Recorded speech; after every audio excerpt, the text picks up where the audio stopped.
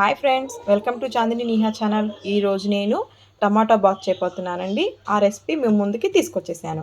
దానికోసం 1/2 కిలో టమాటాలు తీసుకున్నాను, 4 ఉల్లిపాయలు తీసుకున్నాను, ఒక 5-6 పచ్చిమిర్చి తీసుకున్నాను. 4 తీసుకున్న పచ్చిమిర్చి దీన్ని సన్నగా కట్ చేసి పెట్టుకోవాలి.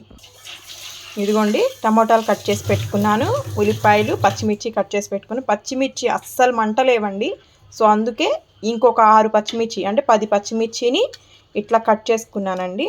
ఇట్లా కట్ చేసి పెట్టుకున్నాను. క్యారెట్, ఒక చిన్న క్యారెట్, పెద్దది కాదు, ఒక చిన్న క్యారెట్ని తోలు తీసేసి ఇలా సన్నగా కట్ చేసి పెట్టుకున్నాను. ఇప్పుడు దీని ప్రాసెస్ చూసేద్దాం. బాండి హీట్ అయిందండి. ఆ స్పూన్ ఉంది కదా, ఆ గుంటలాగుంటుంది మా ఇంట్లో స్పూన్, దాంతో 4 స్పూన్స్ ఆయిల్ వేస్తున్నారు మా మమ్మీ. ఆయిల్ హీట్ అయిందండి. ఇప్పుడు దీంట్లోకి పచ్చిపప్పు, ఆవాలు వేసుకొని కొంచెం ఫ్రై చేసుకోవాలి. ఫ్రై అయిపోయినాయండి. ఇప్పుడు దీంట్లోకి పచ్చిమిర్చి, ఆనియన్స్ కట్ చేసి పెట్టుకున్నాం కదా, అవి వేసేసుకోవాలి.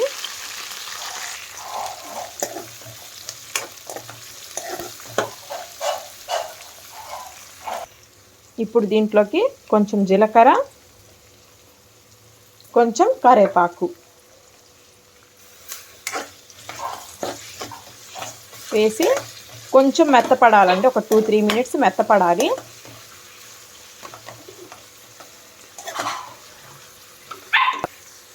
దీంట్లో కొంచెం పసుపు కూడా. పసుపు వేస్తే త్వరగా మెత్తపడుతుందండి. పసుపు, ఉప్పు వేస్తే త్వరగా మెత్తపడతాయి. మనకు టేస్ట్కి తగ్గట్టు సాల్ట్ వేసుకొని ఒక 2-3 మినిట్స్ ఫ్రై అవుతే చాలండి. కొంచెం మెత్తపడాలి.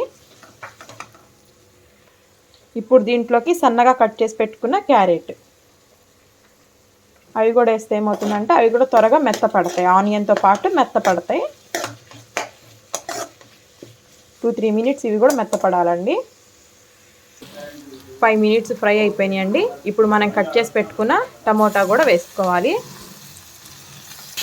వేసేసుకొని మొత్తం అలా ఫ్రై చేసుకోవాలండి. ఇంకో 5 మినిట్స్ ఫ్రై చేసుకోవాలి. మంచిగా ముక్కలు మెత్తపడాలండి. ఆ టమోటా మొత్తం మెత్తపడాలి.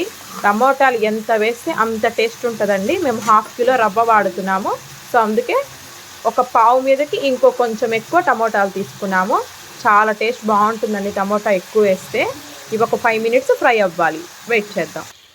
మెత్తపడిపోయిందండి టమోటా. ఇప్పుడు దీంట్లోకి కొంచెం ఇంగు వేసుకోవాలి. చాలా అంటే చాలా బాగుంటుందండి. ఒకసారి మీరు కూడా ట్రై చేయండి. దీంట్లో చిట్కా ఇదే అనమాట. చాలా టేస్ట్ బాగుంటుంది. కొంచెం ఇంగు వేసుకోవాలి. ఒక 1 మినిట్ ఇలా కొంచెం ఫ్రై చేసుకోవాలి. ఇంగువ పచ్చివాసన ఉంటుంది కదా, అది పోయేటట్టు. ఇప్పుడు వాటర్ పోసుకోవాలండి. మెజర్మెంట్ తీసుకున్నాము. ఆ గ్లాస్ ఉంది కదా, ఆ గ్లాస్తో 1 గ్లాస్ రవ్వ తీసుకుంటున్నాము. అందుకే దాంతో 3 గ్లాసెస్ వాటర్ పోసుకుంటున్నాము.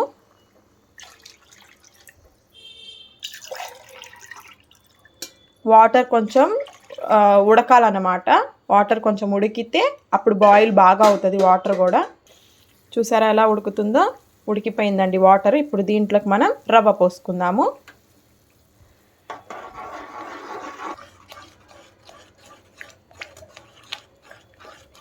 ఇలా పోసుకుంటూ కలిపితే ఉండలు కట్టదండి రవ్వ, మంచిగా కలుస్తుంది.